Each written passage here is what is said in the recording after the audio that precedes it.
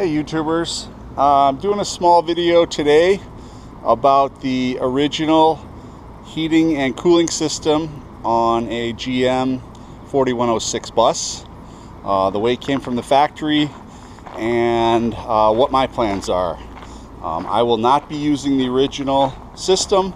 I'm going to put in a mini split, and just wanted to talk about what the original components were and where they lived. So starting at the back of the bus, in this compartment here is where the original compressor was mounted. That ran off of the fan of the 8V71 and has long ago been removed. I'm going to go ahead and use this compartment for storage. I'll put a floor in it and maybe put in oils and coolant and supplies for the bus. Most buses that you get now are going to look like this in the back. The compressor has been removed and this bay is either empty or full of some other stuff. Moving forward on the bus, the next bay that comes to that has air conditioning equipment would be this bay here. It's two back from the front wheel. This would have had the condenser in it. Again, this on this bus removed before I got it, but this will become a nice storage bay. This bay has the factory mesh for ventilation, and the floor is a expanded metal material also for ventilation for the condenser when it was new.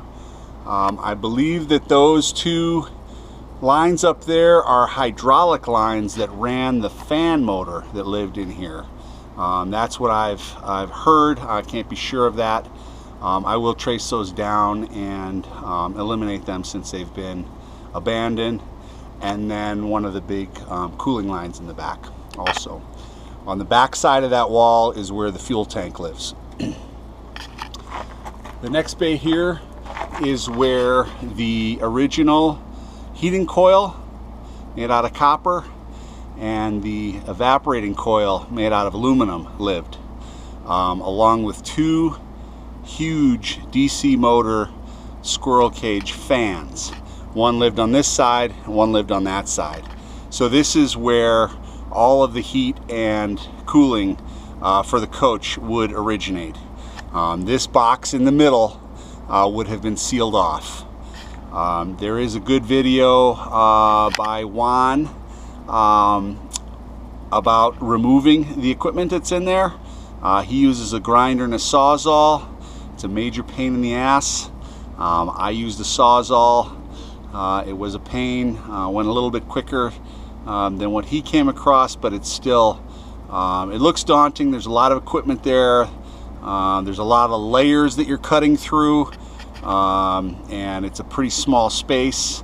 I stopped and I left these top panels all the way through. If you wanted something taller to go in here, such as a water tank, you might want to pull those out. I'm probably going to go with the house batteries and the electrical system for the house, which will be solar, and put that in here. So I really don't need a lot of headroom. It's kind of an irregular shape. It's got some obstructions on the floor. I can still clean it up a little bit if I need to, but at this point this is how I'm going to leave it. I'm going to relocate these lines that have been run through here. So this is, oftentimes this is not removed from a bus because it's kind of a pain in the ass. The other thing is that this heating system uses coolant from the engine, which also goes all the way to the front of the bus to run the defrost. So if you want to use the factory defrost like I'm going to, you do need to be careful when you are removing the heating equipment. So we'll go around to the other side and I will show you what it looks like from the other side. Again, the first bay back behind the front wheel. This would have been the side that you do the service work from. So there are some wood doors here originally. You can actually still see the rubber gasket around there, and that track there held the replaceable or washable rather, air filter. So you slide that out. This bay was extremely nasty and really terrible to work in. However, you take your time and just start picking away at it, and you end up with some good usable space. Back to the water. So the heating and the defrost come from engine coolant. So there are copper lines that run all the way back to the engine. There are valves back there that, on this bus, the valves live right about where the differential is, really practically inaccessible. And so you see here, these two, I have these taped so I don't rack my head, and then there's one pipe here. This is the return line that's going back to the engine. This is a T that came down, so it goes, one side of the T goes to the engine, the other one goes to the defroster coil. This is the return line. These two are the supply lines. There used to be a booster pump that lived in here that would help push the water. I've taken that out. I'm just going to connect this pipe to this pipe, which will just be my supply, so I get hot water to the defroster, and I hope I don't need to have a booster pump. If I need to have a booster pump, I'll put one in. So you want to be careful that you don't damage these pipes when you're pulling out the equipment, and it is tight because those coils are right about at this height. I believe the heater coil just lays into a track, and the evaporator coil has two bolts that you get to from underneath, and then both of those things slide out. Of course, you got to take the doors off and so forth. So not a pretty bay. It's not going to be easy to slide things in and out of, but certainly will be very useful. And then the last piece of the puzzle is the defroster, which a lot of people have questions about, and that is right here. So I have the cover plate taken off of the defroster. This is the factory defroster. This is the factory defroster coil.